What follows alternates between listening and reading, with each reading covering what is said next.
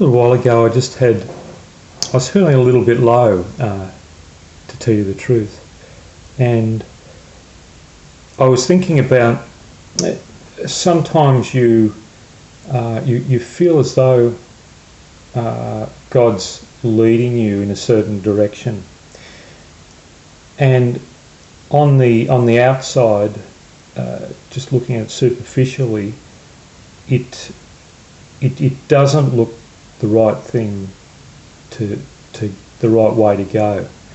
And I said to God this, I said, it seems like a dark corridor, but is that me or is it you? And I must admit I was feeling a little bit low at the time. And after a while I got a few ideas from God about this very subject. And I'll just start. In life, during certain periods of time, we find ourselves with limitations placed on us.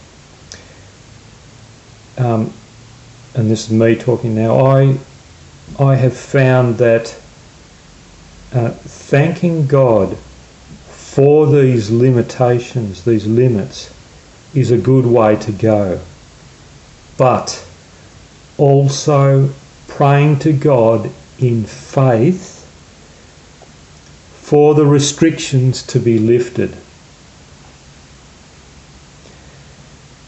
These can be one of three areas. It can be physical limitations, mental or spiritual, and or, with all these, and or can be little bits of either.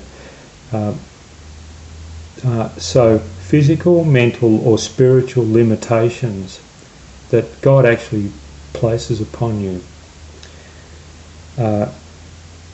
Some people refer to this as being in God's waiting room. You're not in to see the doctor yet. You're just waiting. You're waiting. Because there's other people, there's other things that are in front of you, are before you can get in to see the doctor. So you're in the waiting room. And the waiting room sometimes is in the safety and the sanctity of a church or within a family. It's something along those lines.